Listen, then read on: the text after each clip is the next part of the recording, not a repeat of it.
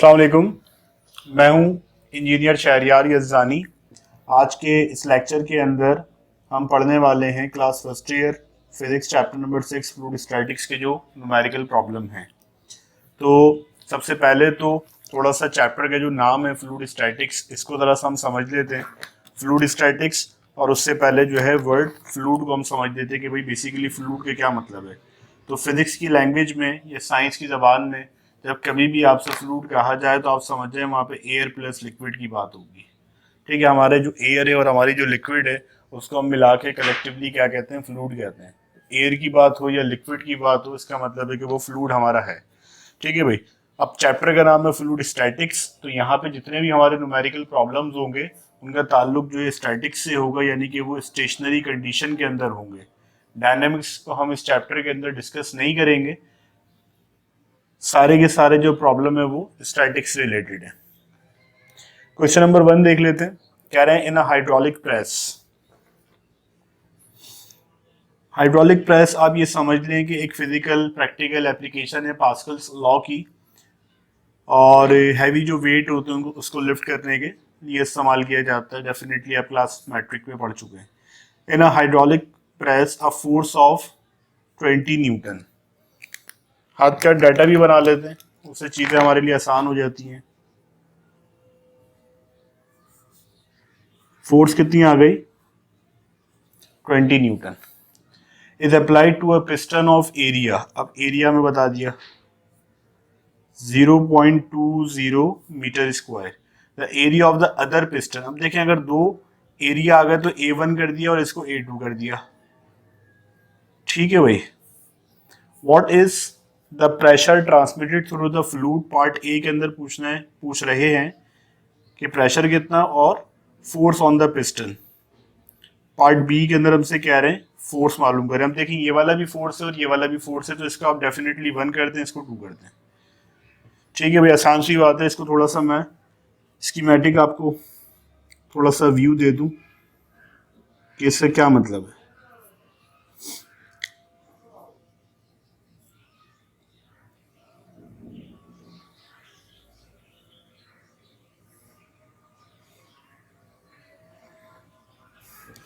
तो अब यहाँ पे आप देखेंगे मैंने यहाँ पे रिप्रेजेंट करने की कोशिश की है। ये जो एरिया हमारा है वो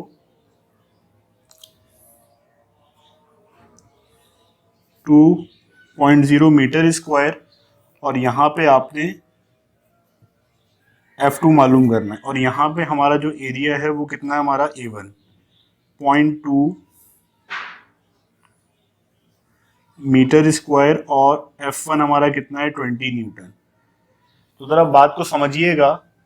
यहाँ पे हमसे ये कह रहे हैं कि एक हाइड्रोलिक प्रेस है, उसके एक एंड के ऊपर जो एरिया है वो पता है और फोर्स पता है। दूसरे एंड के ऊपर एरिया बता दिया, अब हमसे कह देंगे फोर्स कितनी फील होगी। अच्छा, इसमें एक प्रिंसिपल है बुनियादी तौर पे, वो ये है कि प्रेशर P1 और P2 हमेशा सेम रहता है।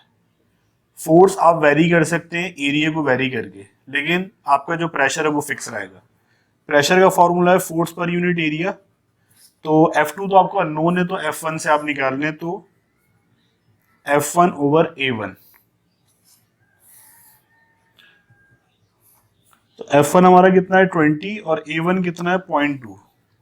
सिंपली आप इसको डिवाइड कर दो 20 ओवर, ये 30 टाइप हो गया, 20 ओवर 0.2 कितना आ गया 100। और क्योंकि फोर्थ भी SI सिस्टम के अंदर थी और एरिया भी, तो ये किस में आ जाएगा, खुद भी SI के अंदर आ जाएगा 100 पास्कल। ठीक है भाई। अब जब भी मैंने बात आपको बताई कि pressure at P1 and P2, ठीक है भाई, ये अगर हमारे दो टर्मिनल हैं तो यहाँ पे जो प्रेशर होगा वो क्या होगा, बराबर होगा। Since P1 is equal to P2, और P1 क्या होता है, फोर्स पर यूनिट एरिया। फोर्स पर यूनिट एरिया। अननोन हमारे पास क्या है, F2। तो F1 over A1 multiply by A2 is equal to F2।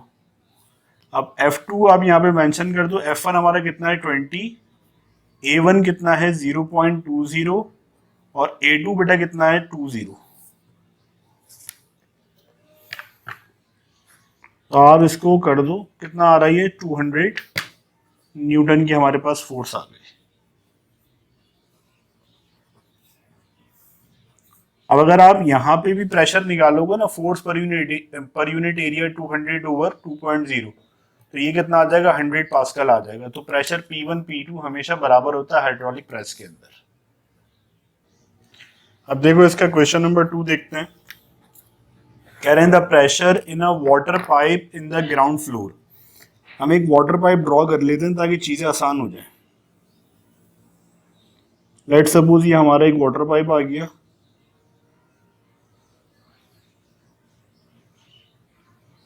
ठीक है भाई, और ये समझ लो यहाँ पे हमारा ग्राउंड फ्लोर है। हमसे कह रहे हैं the pressure in a water pipe in a ground floor of a building is 4 exponent 5 pascal. तो जो हमारा ग्राउंड फ्लोर में प्रेशर आ गया 4 एक्सपोनेंट 5 पास्कल। हमसे क्या कह रहे हैं, बट 3 फ्लोर्स अबव। ठीक है, लेट सपोज कि भाई ये वाला जो हमारा ग्राउंड फ्लोर है ये P1 है, और 3 फ्लोर पे, यानी कि ये हमारा फ्लोर 1 हो गया, फ्लोर 2, फ्लोर 3, यहाँ पे फ्लोर 3 के ऊपर जो हमारा प्रेशर है वो कितना है 2 एक्सपोनेंट 5। ठीक है भाई, बात समझ में आ रही है। ये हमारा एक पानी का पाइप है और इसके अंदर सारा जो हमारा होगा ये पानी भरा हुआ है।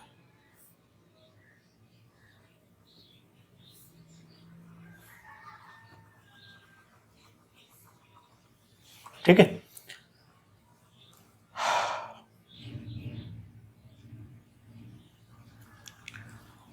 What is the height between the ground floor and the third floor. अब अगर आप समझो बात को, तो हमसे ये पूछ रहे हैं कि ये वाली हाइट कितनी है। यानी लेट सपोज कि भाई ये वाला आपका थर्ड फ्लोर अगर है, तो इन दोनों पॉइंट्स के दरमियान में ये जो हाइट है ये कितनी है, ये आपको मालूम करनी है। The water in the pipe में be assume to be stationary density of water is 1 exponent 3 kg पर मीटर क्यूब। तो हमें क्या करना पड़ेगा, हमें एक फॉर्मूला यूज करना पड़ेगा यहाँ पे, जो हमने पहले पढ़ा हुआ है।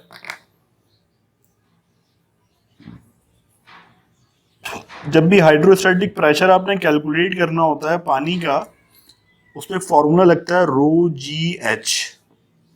अगर ग्राउंड फ्लोर की हम बात कर रहे हैं तो हम यहाँ पे P1 कर देते हैं, इसको रो फिक्स रहेगा, H फिक्स रहेगा, H1 कर देते हैं। बात समझ में आ रही है। तो H1 को सेपरेट किया is equal to P1 over rho g. सही है।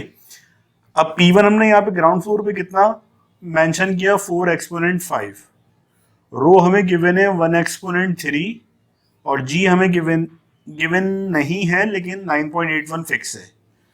समटाइम्स इसको अप्रॉक्स 10 भी ले सकते हैं, लेकिन बेहतर ये है कि जब आपको 10 ना गिवन हो तो जिसकी एग्जैक्ट वैल्यू वही लीजिए। अच्छा, 4 मैं टाइप कर लेता हूँ, 4 एक्सपोनेंट 5 देखें आपको दिख रहा होगा शायद,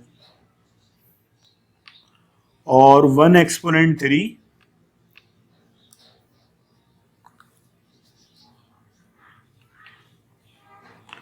(9.81).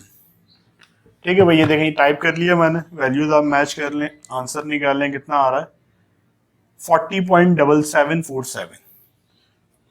40.7747, तो आप 5 कर दें अप्रॉक्स। अच्छा, अब समझने वाली बात यह है कि ये जो H1 है ये कहाँ तक है। ये जो 40 हमारे पास जो हाइट आई है, तो ये थर्ड फ्लोर तक है या इससे ऊपर तक है। तो ये लाजमी तौर पे इससे ऊपर तक है। ये कैसे पता चलेगा, मैं अभी आपको अगले स्टेप में बताता हूँ।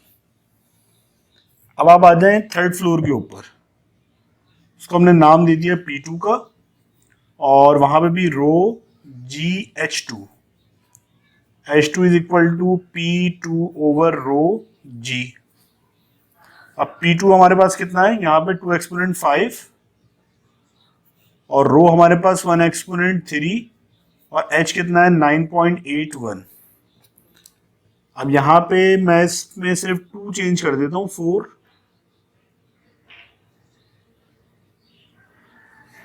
को मैंने 2 कर दिया, बाकी सारी चीजें वही हैं। 20.387, तो 20.388 ले सकता हूँ इसको मैं, 20.388।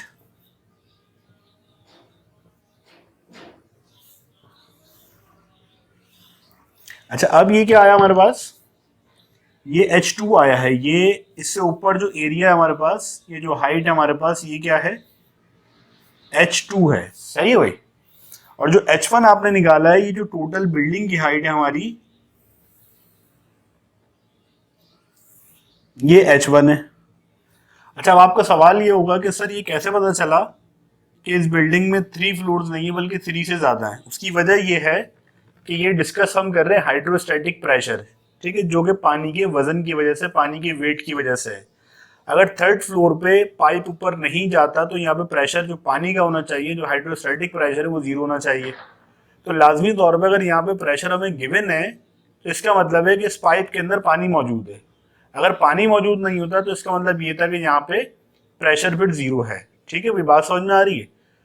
तो यहाँ पे जो हमने निकाला है प्रेशर ग्राउंड फ्लोर के ऊपर, वो इस पानी का सारा प्रेशर है जो इस पाइप के अंदर मौजूद है। तो वो H1 टोटल हाइट है बिल्डिंग की। और जो P2 थर्ड फ्लोर के ऊपर निकाला है, वो हाइट आई है हमारे पास जो P थर्ड फ्लोर के ऊपर जो हाइट है। तो थर्ड फ्लोर के ऊपर जो हाइट है वो हमारे पास कितनी आ गई, 20.388। और जो ग्राउंड फ्लोर के ऊपर हाइट है वो हमारे पास कितनी आ गई, 40.77। अब हमसे सवाल ये था कि आप ये मालूम करके बताएं कि ग्राउंड फ्लोर में और थर्ड फ्लोर में डिस्टेंस हाइट का कितना है। तो आप सिंपली क्या करोगे, H1 माइनस H2 कर दोगे। बात समझ में आ रही है। Since H is equal to H1 minus H2, H1 कितना है 40.775 और H2 कितना है 20.388। तो सिंपली आप इसको माइनस कर दो, ये अप्रॉक्स 20 आएगा। 40.775 माइनस आंसर 20.38, 20.38 या 39 कर दो इसको, 39। आई होप ये चीजें क्लियर हुई होंगी। ठीक है भाई, ये हमारा आंसर है। क्वेश्चन नंबर 3 को देखते हैं, chapter number 6। The small piston of hydraulic press has an area of 10.0 cm square. भाई एक हाइड्रोलिक प्रेस है जो कि यूटिलाइज की जाती है आपकी हैवी लोड को लिफ्ट करने के लिए। उसका एरिया आपको बता दिया स्मॉल पिस्टन का, वो कितना है 10.0 cm स्क्वायर। अब सवाल आपका ये होगा कि सर इसको एसआई के अंदर कन्वर्ट करें या ना करें। बेहतर तरीका, अच्छा तरीका यही है कि आपको एसआई के अंदर कन्वर्ट किया जाए, लेकिन क्योंकि इसका आंसर किताब के अंदर सीएम के अंदर ही है, तो फिर आप जो है क्या करें, इसको ना कन्वर्ट करें, क्योंकि बुक का आंसर मैच हो जाएगा। लेकिन आप बोलेंगे सर जब एग्जाम में करेंगे या कोई अननोन प्रॉब्लम होगा, अनसीन प्रॉब्लम होगा, उसके अंदर हमें नहीं पता कि आंसर कहाँ ड्रॉप करना है, तो ज़्यादा बेहतर तरीका ये है कि आप एसआई के अंदर कन्वर्ट कर लो। तो ये बुक वालों की मिस्टेक है, या बुक वालों की मतलब क्या कहना चाहिए कि एसआई के अंदर कन्वर्ट नहीं किया। बेहतर तरीका यही कि आप एसआई के अंदर कन्वर्ट कर दें।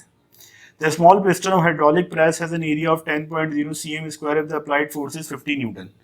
फोर्स हमारे पास कितनी आ गई, 50 न्यूटन आ गई। कह रहे what must be the area of the large piston. अब देखें दूसरा एरिया आ गया, तो इसको A1 कर दो, इसको F1 कर दो, A2 हमारे पास कितना आ गया, what must be the area की तो मालूम करना है, और exact pressing force of,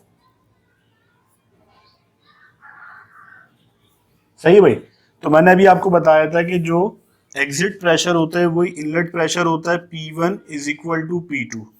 pressure बराबर होता है, एरिया कम ज्यादा करके फोर्स बढ़ा देते हैं। इसकी आसान सी एग्जांपल ये है कि भाई आपकी गाड़ी है या आपका कोई ट्रक है, हैवी कंटेनर्स हैं, तो उसके अंदर जो स्टीयरिंग लगा हुआ है, तो आप एक हाथ से घुमा लेते हो उसको, ठीक है ना, पावर स्टीयरिंग है, उसके अंदर क्या है, फ्लूइड आपका भरा हुआ है।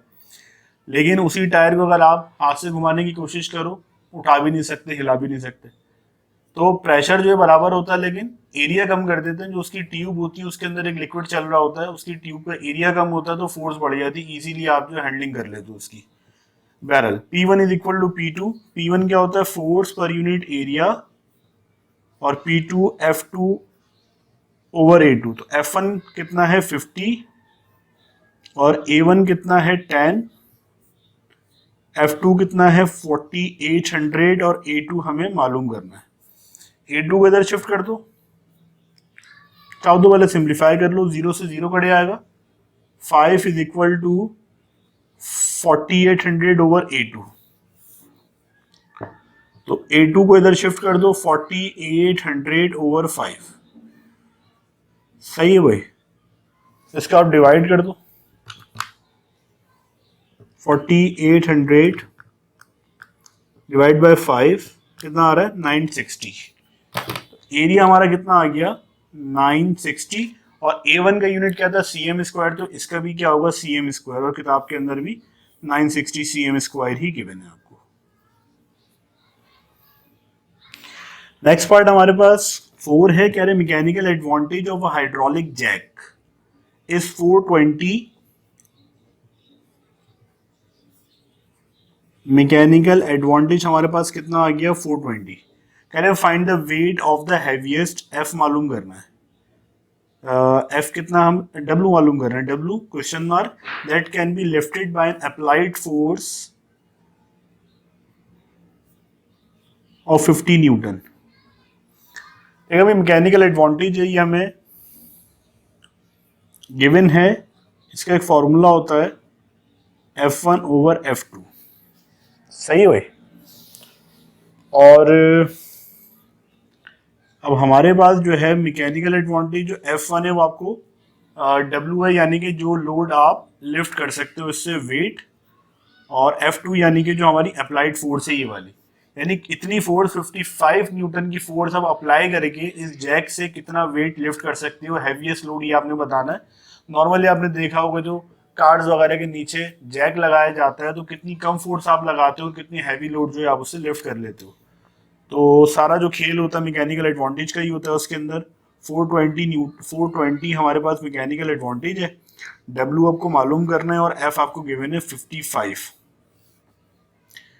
420 मल्टीप्लाई बाय 55 कर दो W। तो सिंपली इसको मल्टीप्लाई कर दो, 420 मल्टीप्लाई बाय 55 कितना आ गया? 23100।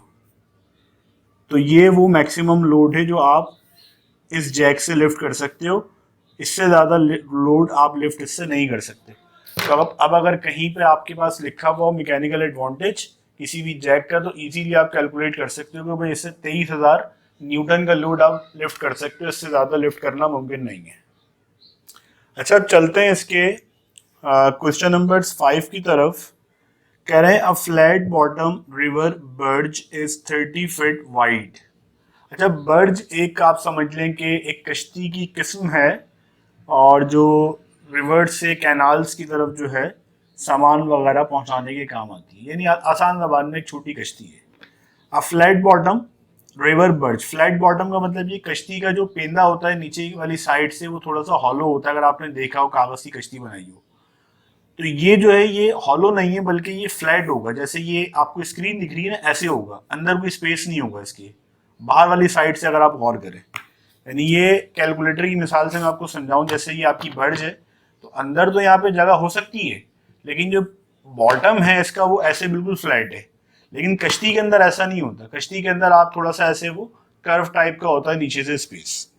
अच्छा, तो इन्होंने मेंशन कर दिया flat bottom river barge is 30 feet wide, 85 feet long. थोड़ा सा इसको ड्रॉ करने की कोशिश करते हैं, अगर मैं कर सकूं यहाँ पे। ये क्या करें? 85 feet long and 30 feet wide, और डीप कितनी है? 15 फीट डीप है ये आपका आ गया 15 फीट डीप। ठीक है भाई।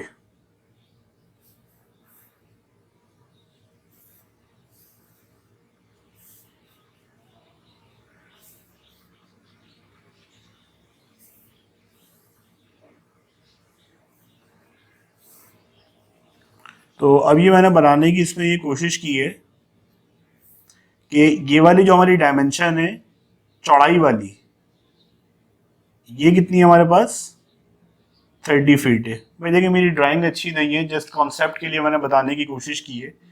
ये जो चौड़ाई है हमारी 30 फीट है, जो गहराई है कश्ती की वो कितनी है 15 फीट है, और जो लंबाई है वो कितनी है 85 फीट है।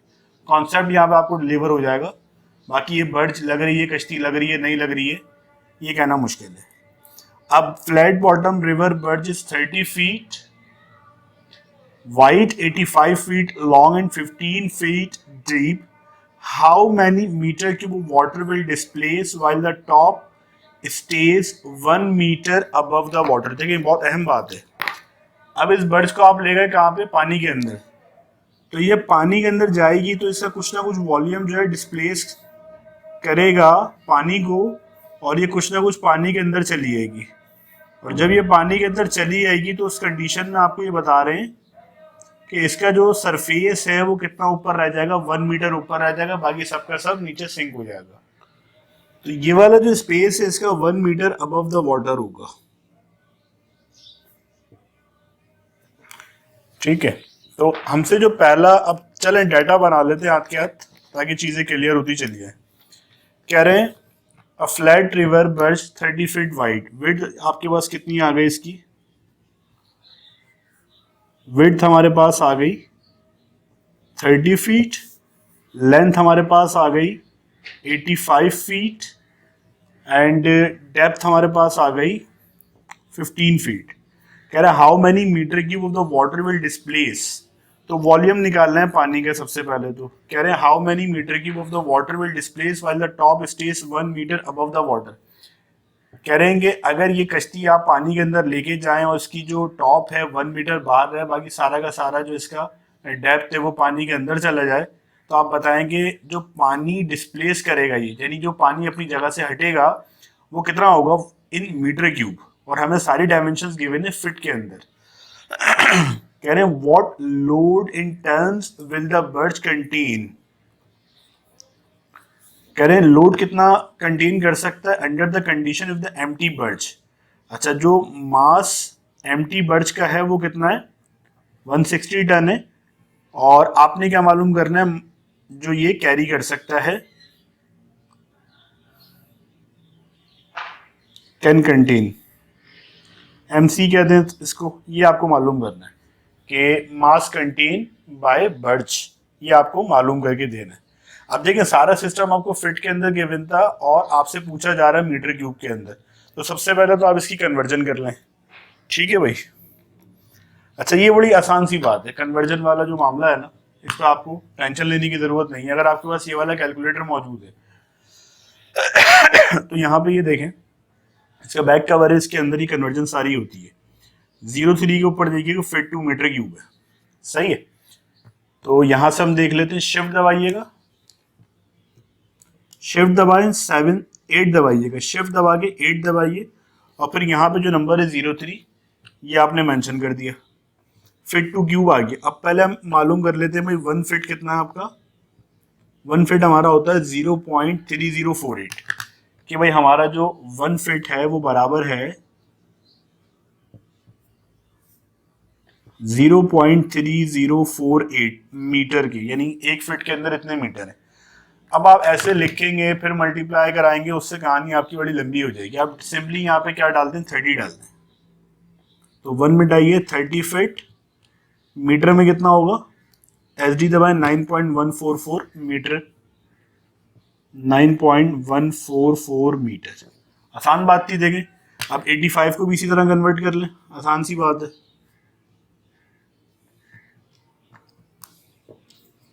कितना आ गया 25.908, 25.908 मीटर, और जो डेप्थ है 15 को उसको भी कन्वर्ट कर लो,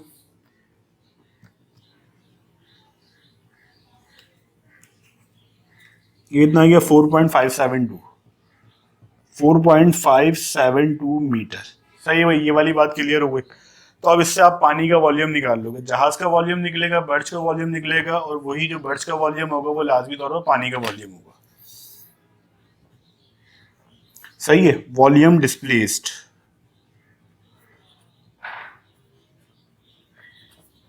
उसको आपने v कह दिया, सही है। उसके अंदर क्या होगा, v multiply v is equal to आपकी जो विड्थ होगी बेटा, जो लेंथ होगी, और जो आपकी डेप्थ होगी। लेकिन डेप्थ के अंदर एक चीज आ जाएगी, डेप्थ में से 1 माइनस कर देना। उसकी वजह यह है कि सारी की सारी डेप्थ पानी के अंदर नहीं गई है। 1 मीटर अबव है तो 1 मीटर हमने माइनस कर देना, जो नीचे रिमेनिंग होगा वो नीचे गया होगा पानी के अंदर, और जितना हिस्सा इस बर्च का पानी के अंदर गया होगा उतना ही पानी डिस्प्लेस हुआ होगा, ठीक है ना। तो विड्थ आप मीटर के अंदर रखोगे 9.144, लेंथ आपकी कितनी आ गई 25.908, और डेप्थ आपकी कितनी आ गई 4.572 माइनस 1। यहां तक सारी चीजें क्लियर है। सिंपली आप कैलकुलेटर में वैल्यू डाल दो, 9.144 multiply by 25.908 multiply by 4.572 minus का 1, तो वॉल्यूम आ गया 846। वॉल्यूम हमारे पास आ रहा है 846.22।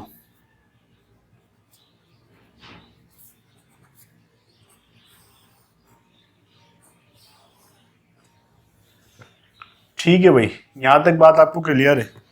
अब ये वो वॉल्यूम आया है जो इस बर्ज ने डिस्प्लेस किया होगा पानी का, ठीक है।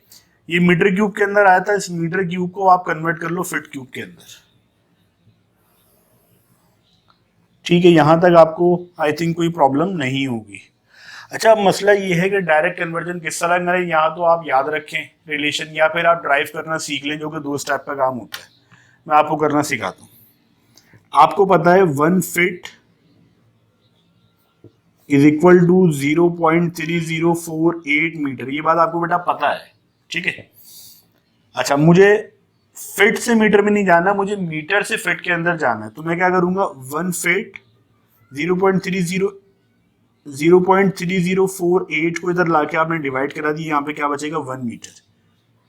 तो आपका 1 मीटर किसके इक्वल आ गया, ये कर लेते हैं 1 डिवाइडेड बाय 0.3048, सही भाई। तो ये आ जाएगा 3.2808 फीट। अच्छा, अब मुझे मीटर तो चाहिए नहीं, मुझे मीटर क्यूब चाहिए। तो आप क्या करोगे, दोनों तरफ क्यूबिंग कर दो। देखिए आसान सी डेरिवेशन है, छोटी सी। चाहे तो आप फिर कन्वर्जन याद रख लें जो रिजल्ट आपके पास है, और चाहे तो इस तरह से कन्वर्ट करना आप सीख लें। अलग अलग दोनों को क्यूब दे दिए, तो 1 मीटर क्यूब हमारे पास कितना आ जाएगा, इसका आप सिंपली क्यूब ले लो, 35 पॉइंट, तो ये आसान सी डेरिवेशन थी। अब आप चाहो तो इस वैल्यू को याद रख लो, और चाहो तो इस तरह ड्राइव कर लो, क्योंकि याद रखने वाली चीजें मुश्किल होती हैं, भूल जाता है इंसान, तो डेरिवेशन ही आसान है। अब मैं ये चाह रहा हूं कि मैं इस मीटर क्यूब को कन्वर्ट कर दूं किसके अंदर, फिट क्यूब के अंदर। तो इस मीटर क्यूब की जगह मैं सिंपली लगा दूंगा 35.3146 फिट क्यूब, सिंपल। इस वजह से आपने कन्वर्ट कर दिया। तो वॉल्यूम हमारा जो फिट के अंदर आएगा, ये मीटर क्यूब के अंदर आया था, ये फिट के अंदर आया 846.22 मल्टीप्लाई बाय 35.3146, और इस मीटर क्यूब की जगह मैंने ये लिख दिया 35.3146, और आगे क्या आ जाएगा फिट क्यूब। अब ये आपस में मल्टीप्लाई हो रहा है, जाहिर बात है मल्टीप्लाई करोगे फिर 846.22, तो ये आ गया आपका volume in feet cube is equal to 29883.97, और ये फिट क्यूब में चाहो तो इसको साइंटिफिक नोटेशन के अंदर कन्वर्ट कर दो, 29.884, मैंने अप्रॉक्स कर दिया, 9 को इधर दे दिया, 1 आ जाएगा, तो 13 कितना हो जाएगा 4, और ये हो जाएगा एक्सपोनेंट 3 फिट क्यूब। अच्छा, तो बुक में आंसर है आई थिंक वो 3.1 है, तो बुक में थोड़ी सी मिस्टेक है, यहाँ पे हमारा आंसर सही है। बात समझ में आ गई। 29.884 एक्सपोनेंट 3 फिट क्यूब, ये हमारा वॉल्यूम आ गया, और इतना पानी जो है ये डिस्प्लेस करेगा। यहाँ तक आई होप कि आपको सारी चीजें क्लियर हो गई होंगी।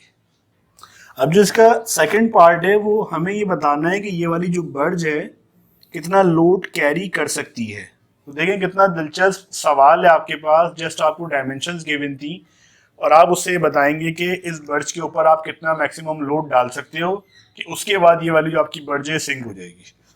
तो इसका एक फॉर्मूला हमने पढ़ा था जो मैक्सिमम लोड का था या बुएंट फोर्स का था। एक्चुअल तो बुएंट फोर्स क्या, उससे फिर हम जो है ये लोड निकाल लेते हैं रो जी वी, कि भाई ये डब्ल्यू जो है वो मैक्सिमम वो फोर्स है जो पानी इस बॉडी के ऊपर लगाएगा कि जितना पानी डिस्प्लेस इस बॉडी ने करवाया है। अच्छा, तो यहां से आप क्या निकालना चाह रहे हो, वो फोर्स लोड निकालना चाह रहे हो, और हमसे लोड नहीं पूछा, हमसे क्या पूछा, मास पूछा। तो W is equal to M G होता है रो जी वी। जी से जी कैंसिल हो जाएगा तो हमारे पास कितना आ जाएगा, मास रो वी। अब ये पानी की बात है तो 1 एक्सपोनेंट 3 ये 1000 मीटर क्यूब पर केजी, ये इसकी डेंसिटी है। और वॉल्यूम एसआई के अंदर रखोगे, वॉल्यूम कितना आया 846.22। आप इसको मल्टीप्लाई करा दो, कितना आ रहा आपके पास 846.22, जस्ट 3 जीरो लग जाएंगे। कितना आ रहा है 846,220 kg। सही, ये वो मैक्सिमम मास है जो इस बर्ज के ऊपर आप लगा सकते हो। अच्छा, इसको टन में कन्वर्ट कर लो। जब टन में करोगे तो 1000 से डिवाइड करा दोगे, तो ये कितना आ जाएगा, वही आ जाएगा 846.220, और ये कितना आ जाएगा, टन आ जाएगा यहाँ पे। अच्छा, ये वो मैक्सिमम लोड है जो ये बर्ज कैरी कर सकती है, ठीक है। अब इस बर्ज का लाजमी तौर पे अपना भी कोई वेट होगा, ठीक है। वो मास इन्होंने कितना बता दिया हमें, 160 टन आई थिंक गिवन था, हाँ ये रहा 160 टन। तो ये जो आप कैरी कर सकती है हम निकाल लेते हैं, कैलकुलेट कर लेते हैं। तो मास कैरी इज इक्वल टू, ये टोटल मास आया माइनस मास एम्प्टी, कि भाई जो टोटल मास ये कैरी कर सकती है और जो एम्प्टी है। तो टोटल हमारे पास कितना आया 846.220, और ये एम्प्टी मास कितना था 160 टन। अब इसको दोनों को माइनस करा दो,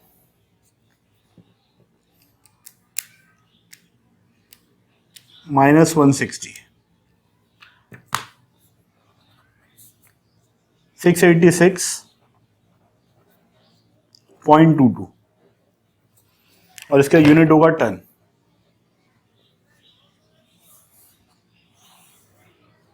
अब यहां पे देखें कितना दिलचस्प ये सवाल था कि एक बर्ज आपको दे दी गई है और आपने उसमें से कैलकुलेट कर दिया कि भाई 686 टन लोड आप इसके ऊपर कैरी कर सकते हो। अगर इससे ज्यादा करोगे तो फिर ये बर्ज आपकी जो है सिंक हो जाएगी अंडर द वाटर।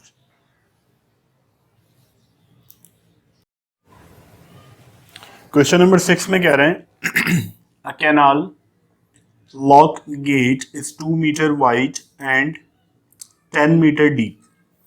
एक हमारे पास गेट है, आप ये समझ लें,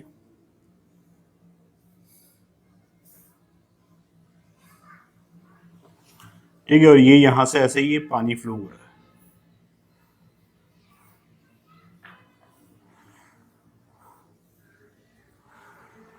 कह रहे हैं canal lock gate is 2 metre wide,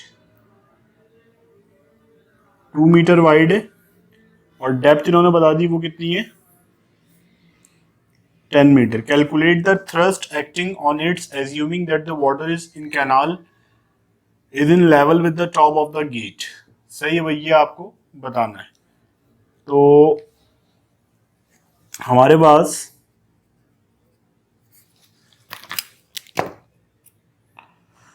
canal gate width हमारे पास कितनी है 20 मीटर, डेप्थ हमारे पास कितनी है, अच्छा डेप्थ कह लो या हाइट कह लो एक ही बात है,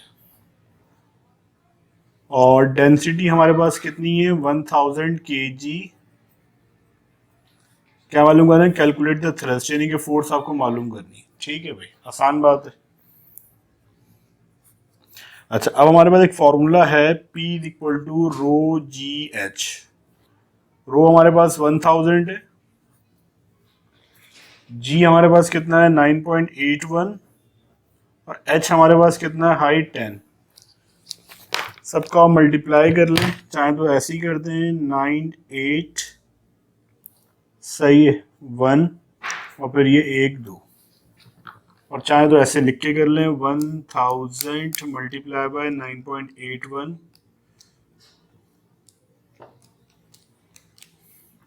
98100। और अगर आप इसको एक्सपोनेंट में करना चाहें 9.81 एक्सपोनेंट 4 पास्कल। अच्छा, अब एक बात जो यहाँ पे तवज्जो तलब है वो ये है कि जो आपकी बुक के अंदर आंसर दिया गया है वो यही दिया गया है 9.8 एक्सपोनेंट 4 न्यूटन। तो यहाँ पे एक छोटी सी मिस्टेक है, ये जो प्रेशर निकला है बुक के अंदर यही इन्होंने इसको आंसर मेंशन कर दिया, जबकि प्रेशर आपसे नहीं पूछा गया। ठीक है ना, आपसे फोर्स पूछी गई है। तो प्रेशर जो है क्या होता है, फोर्स पर यूनिट एरिया। तो फोर्स यहाँ पे क्या हो जाएगी, प्रेशर टाइम्स एरिया। प्रेशर आपके पास कितना है 9.81 एक्सपोनेंट 4 और एरिया लेंथ इंटू ब्रेथ कर देंगे 20 मल्टीप्लाई बाय 10। ठीक है भाई, तो ये आंसर है, यहाँ पे मिटाने की जरूरत नहीं है। 20 इंटू 10 कर दो, कितना आ रहा है 196, और साइंटिफिक में कन्वर्ट कर दो, कितना आ रहा है 19.62 एक्सपोनेंट 6 और 1.962 एक्सपोनेंट 7। अब क्या आ जाएगा, ये न्यूटन आ जाएगा। ठीक है भाई,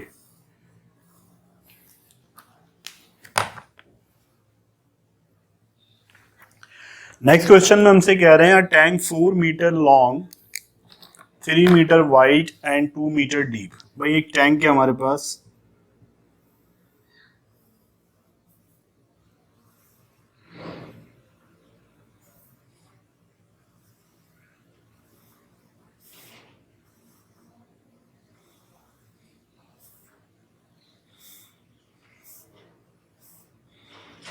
ठीक है भाई, हमारे पास एक टैंक है, उसकी डायमेंशंस हमें बता दी गई हैं। कह रहा है tank 4 metre long 3 metre wide. ये आ गई आपकी ये वाली डायमेंशन 4 मीटर और 3 मीटर वाइड। तो ये जो डायमेंशन आपकी आ गई, ये आ गई 3 मीटर। और जो डेप्थ है आपकी वो कितनी आ गई, डेप्थ कह लो या हाइट कह लो। ठीक है, जो डायग्राम है वो स्केल पे नहीं है, एक रफ मैंने स्केच ड्रॉ किया है। Fill to the brim with paraffin, density बता दी।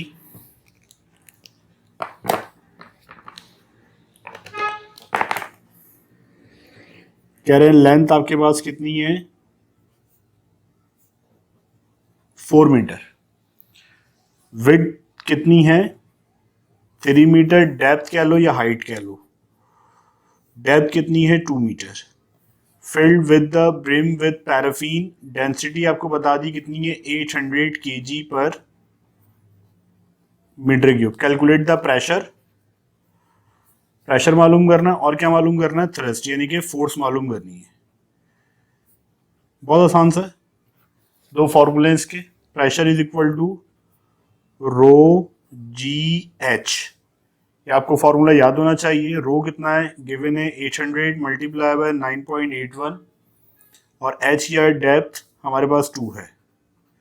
सिंपली आप इसको मल्टीप्लाई करा दो, 800 मल्टीप्लाई बाय 9.81 मल्टीप्लाई बाय 2, कितना आ रहा है 15696। 1569, कैलकुलेटर गिर गया मेरा। 15 एक मिनट में उठा लूँ जरा। 15696 15696, ये कैलकुलेटर उस जमाने का जब मैं खुद पढ़ता था। 15696 प्रेशर। अच्छा, ये किस में आ गया, पास्कल में। अच्छा, बुक के अंदर जो इसका आंसर गिवन है वो है 16,000 पास्कल। तो 16,000 या फिर 15,696, आप इसको अप्रोक्स कर दो 16,000 पास्कल। ठीक है भाई, एक काम तो यहां पे हो गया। सेकंड हमसे कह रहे हैं कि आप क्या मालूम करो, एफ मालूम करो, थ्रस्ट मालूम करो। एफ होता है रो जी, सही है, वी। अब ये आप निकाल के दे दो, सिंपल। अब रो आपको गिवन है 800, जी आपको गिवन है, जी पता होता है 9.81, और वी आपको गिवन है, वॉल्यूम नहीं पता, length into breadth into height. Simply आप सबको मल्टीप्लाई करा दो, 800 multiply 9.81 multiply 4 multiply bye 3 multiply by 2, कितना आ रहा है 18,835, 18,835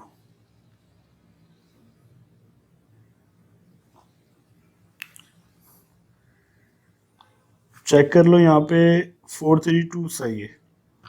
तो हमारे पास जो वैल्यू आ रही है 18,835। अच्छा, बुक में जो है ना 9.81 को 10 लिया हुआ है, तो अगर आप 10 से करोगे इसको, देखो मैं करके बता देता हूँ। तो 19,200, तो ये हमारी फोर्स आ गई। बेहतर यही होता है, मैं अगेन आपको बता रहा हूँ कि बेहतर यही होता है कि अगर आप जो है गिवन ना हो तो 9.81 ही ले, क्योंकि जो एग्जैक्ट वैल्यू है जी की वो 9.81 है। लेकिन बुक में सिंप्लीफिकेशन के लिए ये जो है अप्रॉक्सीमेशन कर देते हैं। अच्छा, एक और मिस्टेक है किताब के अंदर, यहाँ पे एक जीरो मिसिंग है। जब आप आंसर देखोगे तो यहाँ पे एक जीरो, क्योंकि फर्स्ट एडिशन है तो इस वजह से कुछ चीज़ें मिसिंग है। फिर नेक्स्ट जब एडिशन आएंगे तो ये करेक्शन होके आएंगे इंशाल्लाह। तो यहाँ पे हमारे पास क्वेश्चन नंबर 8 है। क्वेश्चन में कह रहे हैं rectangular board is 4 metre wide, 8 metre long and 3 metre deep. एक रेक्टेंगुलर बोर्ड है हमारे पास,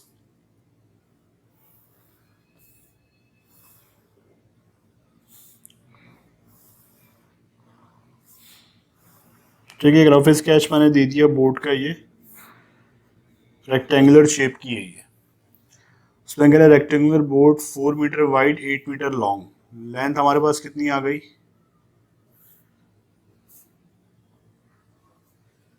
8 metre and 3 metre deep. Deep मैंने अगेन आपको बताया डेप्थ या हाइट। और जो इसकी चौड़ाई है वो कितनी है हमारे पास,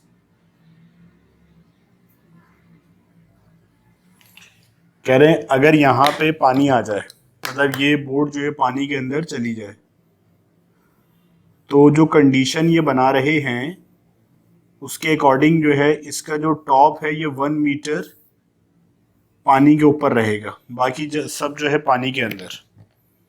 यानी ये वाली जो आपकी हाइट है, जो अबव द वाटर है, ये कितनी है 1 मीटर। कह रहे above the water what load will the boat contain. अब डाटा बना लेते हैं, डायग्राम हमारी कंप्लीट हो गई यहाँ पे। विड्थ बता दी इन्होंने, विड्थ कितनी है 4.0 मीटर, लेंथ 8.0 मीटर, और डेप्थ इन्होंने बता दी, डेप्थ या हाइट एक ही बात है, 3.0 मीटर। वॉल्यूम ऑफ वाटर आपको बताना है, how much water will it displace if the top stage 1 metre. यानी कि डेप्थ अगेन कितनी हो जाएगी हमारे पास 3 माइनस 1, समझ में आ रही बात, 2 हो जाएगी, क्योंकि 1 तो ऊपर आएगा तो हम उसी को कंसिडर करेंगे जो एरिया हमारा अंडर द वाटर होगा। अच्छा, what load will the boat contain. Load बताना है, कितना लोड जो है ना ये कंटेन कर सकता है, WC। और एम्प्टी वेट आपको बता दिया 8.60 एक्सपोनेंट 4 न्यूटन, और वेट डेंसिटी आपको बता दी वो कितनी है 9800 न्यूटन पर मीटर क्यूब। एक होती है मास डेंसिटी, एक होती है वेट डेंसिटी, यानी कि इस एक मीटर क्यूब पे कितना वेट आएगा वो वेट डेंसिटी है। ठीक है, यहां तक डाटा के तमाम स्टेप्स आपको क्लियर होंगे। सबसे पहले तो आप वॉल्यूम निकाल लो भाई, वॉल्यूम निकालना बहुत ही आसान बात है। वॉल्यूम है आपका length multiply by weight multiply by D dash. D dash यानी कि जो 1 मीटर ऊपर रह गया उसको हटा के। तो लेंथ कितनी है आपकी 8 मल्टीप्लाई बाय विड्थ कितनी है 4 मल्टीप्लाई बाय 2। 8 4 द 32, 32 टू द 64, और यूनिट आ जाएगा मीटर क्यूब। ठीक है भाई, यहां तक बात आपको क्लियर हो गई। अब आपसे वेट का पूछ रहे हैं, तो हमने पढ़ा था जो थ्रस्ट फोर्स होती है F is equal to rho g, सही है।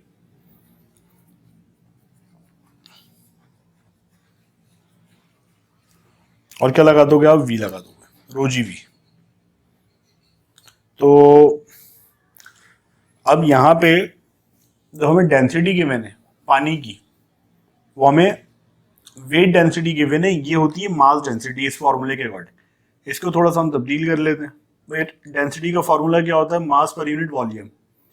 मास पर यूनिट वॉल्यूम यानी कि वी मल्टीप्लाई बाय जी, क्या है एक्सेलरेशन या जी कह दो, और ये क्या है वैसे ही वॉल्यूम। तो ये जो एम जी हो जाएगा ये हो जाता है W over volume multiply by V, सही है। तो ये जो डब्ल्यू है ये क्या हो जाएगा वेट डेंसिटी यानी कि रो डब्ल्यू, वेट ओवर वॉल्यूम। समझ में आई बात। तो ये आपका फोर्स यहाँ से निकल जाएगी। तो वेट डेंसिटी आपको गिवन है कितनी 9800, और वॉल्यूम आपको कितना गिवन है 64। तो आपने ये यहाँ से निकाल लिया कि भाई कितना लोड जो है ये बेयर कर सकता है। 98 मल्टीप्लाई बाय 64, ये आपका आ गया कुछ 627,200। अच्छा, अब ये जो फोर्स है ना, ये पानी इस जहाज के ऊपर लगा रहा हुआ क्योंकि इतना पानी इसने डिस्प्लेस किया है। तो जब ये इसके ऊपर यानी कि पानी जहाज पे लगा रहा होगा तो लाजमी बात है कि जहाज जो इतना ही लोड बेयर कर सकता है। तो इसका मतलब क्या हुआ, जो हमारा एफ है वो बराबर है किसके, डब्ल्यू, जो हमारा ये कैरी कर सकता है। अच्छा, डब्ल्यू कैरी यानी मैक्सिमम वेट जो ये कैरी कर सकता है वो किसके बराबर होगा हमारा, देखिए हमारे पास एम्प्टी वेट भी है। तो जो इसकी मैक्सिमम लिमिट है एफ, उसमें से आप माइनस कर दें जो हमने एम्प्टी वेट है इसका डब्ल्यू एम्प्टी। बात समझ में आ रही है कि भाई जहाज की मैक्सिमम लिमिट क्या है, जहाज की मैक्सिमम लिमिट ये है कि जितना अपथरस्ट यहाँ पे प्रोड्यूस हो रहा है, और उसमें से आप माइनस करा दें जो एम्प्टी वेट है, क्योंकि एम्प्टी वेट को भी कैरी करना होगा। तो जो रिमेनिंग वेट बचेगा उतना वेट आप इसके ऊपर जहाज पे डाल सकते हो, वो ये कैरी कर लेगा। तो 627,200, और एम्प्टी वेट कितना है 8.60 एक्सपोनेंट 4। इसको आप सिंपली कैलकुलेटर में सॉल्व कर लो, कितना आ रहा है 8.6 एक्सपोनेंट 4, कितना आ रहा है 541200, 541200। अगर आप इसको साइंटिफिक में कन्वर्ट कर दो 5412 एक्सपोनेंट 1 2 3 4 और ये 5, तो पावर आ जाएगी 5। तो इतना ये लोड जो है बेयर कर सकता है, और अगर इससे ज़्यादा आप इसके ऊपर डालेंगे तो डेफिनेटली ये जो है सिंक हो जाएगा। क्वेश्चन 9 में हमसे कह रहे हैं a hot air balloon has a volume of 2200 metre cube. Volume बता दिया 2200 metre cube. The density of air at temperature कितना है 20, सब्सक्रिप्ट में 20 लिख दो, कितना है 1.205 kg पर मीटर क्यूब, यानी कि एयर की डेंसिटी 20 डिग्री सेंटीग्रेड पे कितनी है 1.205 kg पर metre cube. The density of hot air inside the balloon at a temperature of 100 degree centigrade. अंदर कितनी है? 0.946 हाँ 0.946 kg पर मीटर क्यूब। कह रहा how much weight can the hot air can lift. Weight आपको बताना है कितना ये लिफ्ट कर सकता है, ये आपको बताना है। तो मैक्सिमम वेट आपको कैलकुलेट करना है। अच्छा, अब वेट आपको मैक्सिमम मालूम करना है कि कितना ये लिफ्ट कर सकता है। सही है भाई। तो वो वाली जो इक्वेशन है थ्रस्ट वाली, F is equal to W is equal to rho G V. ठीक है, अब ये कितना लिफ्ट कर सकता है इसको जरा समझिएगा आप। यहाँ पे एक तो वो थ्रस्ट फोर्स होगी जो ये मैक्सिमम लगा सकता है, उसके बाद इसका अपना भी कुछ ना कुछ मास होगा, यानी कि जो बैलून के अंदर एयर है उसका भी कोई ना कोई वेट होगा, तो उसको इसमें से माइनस करवाना पड़ेगा। बात समझ में आ रही है? तो फिर जो नेट हमारे पास बचेगी क्या, जो अब थ्रस्ट फोर्स बचेगी वो ये जो है एक्सटर्नल लोड पे अप्लाई करके उसको जो है लिफ्ट कर सकता है। तो अब यहाँ पे इसका हम नाम देते हैं इक्वेशन नंबर 1 का। अब यहाँ पे सबसे पहले हम वेट ऑफ बैलून निकाल लेते हैं। तो वेट ऑफ बैलून क्या होगा? रो जी वी। अच्छा, अब बैलून के अंदर की बात हो रही है तो लाजमी तौर पे हॉट एयर होगी वहां पे, तो उसकी जो डेंसिटी है 0.946 और जी हमारा अगेन 9.81 और वॉल्यूम हमारे पास कितना है 2200। ये आप मल्टीप्लाई कर लो, 0.946 9.81 2200। तो वेट ऑफ बैलून हमारे पास कितना आ गया? 20416.572 न्यूटन। यहां तक बात क्लियर हो गई? अच्छा, दूसरी जो चीज हमने यहाँ पे निकालनी है रोजी वी निकालना है। ये चलें इसको निकाल लेंगे डायरेक्टली। तो equation 1 becomes rho G V. अब रो क्या है? जब यहाँ पे हम बात कर रहे हैं मैक्सिमम की, जो बाहर से वो एयर को डिस्प्लेस करेगा। बाहर जो कोल्ड एयर है, कोल्ड एयर की जो डेंसिटी है वो कितनी है? 1.205 9.81 और वॉल्यूम कितना है 2200। इसमें से आप माइनस करा दो 20416.572।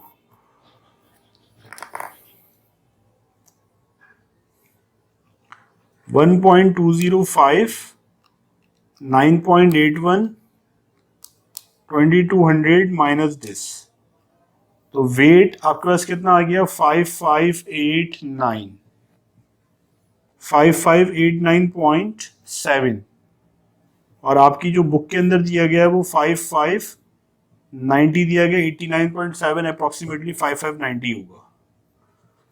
तो इतना वेट ये जो बैलून है आपका ये कैरी कर सकता है एडिशनल, यानी कि इसके अंदर इसका हमने जो बैलून का अपना वेट था वो उसमें से सब्ट्रैक्ट कर दिया। अब आप 5590 न्यूटन का जो वेट है एक्सटर्नली इसके ऊपर जो अप्लाई कर सकते हैं।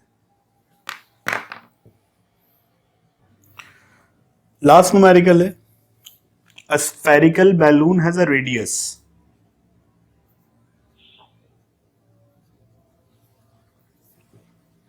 and is filled with helium. How large a cargo it can lift?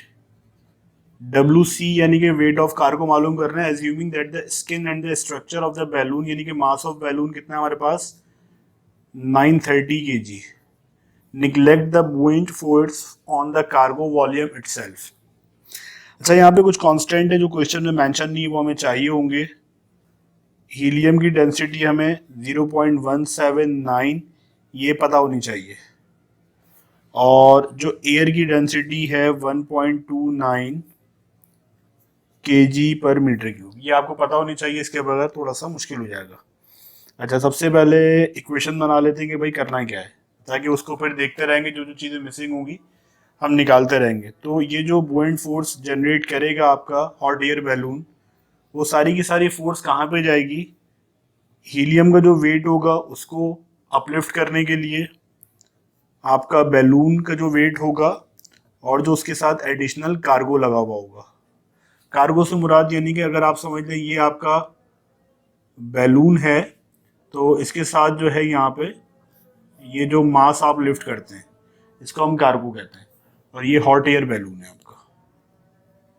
ठीक है भाई, तो आपको क्या निकालना है यहाँ पे? WC निकालना है। ठीक है, तो WC को आप यहाँ रख लें तो ये सारा माना कि क्या हो जाएगा? Minus FB minus WHE minus WB।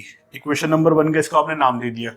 अब 1 बाय 1 सारी चीज़ें आप निकाल लें। सबसे पहले आप FB निकाल लें कि मैक्सिमम बुओयंट फोर्स आपके पास कितनी होगी। तो F is equal to rho G V. अच्छा, वॉल्यूम नहीं है तो यहाँ पुट करने के लिए आपको वॉल्यूम चाहिए होगा, और वॉल्यूम के लिए इन्होंने हिंट दे दी कि स्फेरिकल बैलून है। तो वॉल्यूम ऑफ स्फेयर क्या होता है? 4/3 पाई आर क्यूब। 4/3 पाई और आर आपको यानी रेडियस बता दिया 7.15 क्यूब। तो बेटा इसको मल्टीप्लाई करा दो। 4/3 पाई 7.15 एक्सपोनेंट 3 कितना आ गया? 1531.11। ये क्या आ गया? Metre cube. जब वॉल्यूम आ गया तो बुओयंट फोर्स आप निकाल लो, यहां से कितनी आ जाएगी आपके पास? ये F। अब यहाँ पे एयर की आपको डेंसिटी लगानी पड़ेगी, रो एयर, क्योंकि बाहर बैलून के बाहर क्या है? एयर है। इस वजह से यहाँ पे कांस्टेंट मैंने मेंशन किया था 1.29 G 9.81 और वॉल्यूम 1531.11। सही है भाई। तो 9.81 multiply by 1.29 you will get maximum buoyant force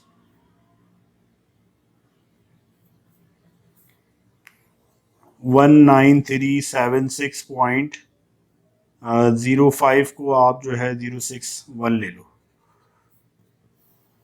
ठीक है, अब हमें क्या चाहिए? Wait of helium. अच्छा, इस केस में क्या होगा? जो बुओयंट फोर्स होगी वही हमारा क्या होगा? वेट ऑफ हीलियम होगा हीलियम के लिए।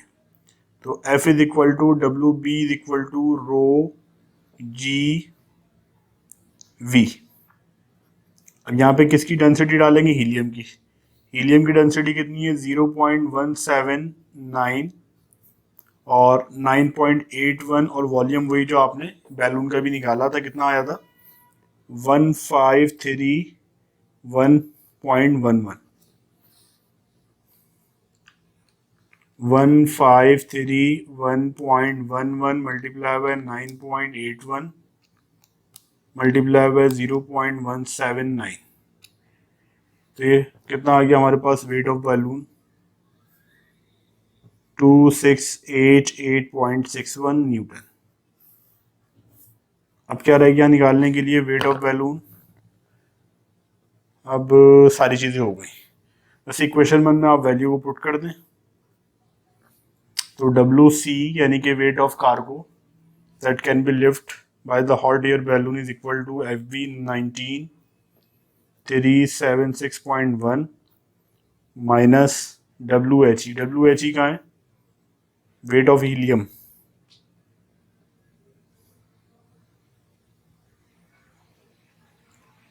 ये वेट ऑफ हीलियम अभी निकाला था ना? हाँ, तो ये तो वेट ऑफ हीलियम हमने निकाला है, वेट ऑफ बैलून नहीं निकाला हमने, ये वेट ऑफ हीलियम है। अच्छा, वेट ऑफ हीलियम कितना आ गया? 2688.61, और इसके बाद क्या है? Weight of balloon. तो वेट ऑफ बैलून हाथ क्या यही निकाल लेते हैं। वेट का फॉर्मूला क्या है हमारे पास? यहाँ पे क्या गिवन था बैलून के लिए? मास। सही है, 930। इसका मल्टीप्लाई करा दो 9.81 यानी जी से, क्योंकि W is equal to mg होता है, मास आपको पता है, जी से आपने मल्टीप्लाई करा दिया। सही है भाई। तो ये आप सिम्प्लीफाई कर लो यहाँ पे 193761 माइनस 2688.61 माइनस 930 इंटू 9.81 कितना आ रहा आंसर 7564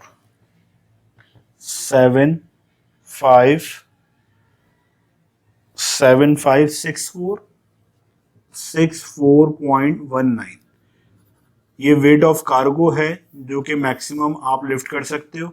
और चाहो तो अगर इसको आप उसमें डिवाइड करना कि भाई मास कितना होगा इसका 9.81 से आप डिवाइड कर दो तो मास ऑफ कार्गो कितना आ गया 771.069।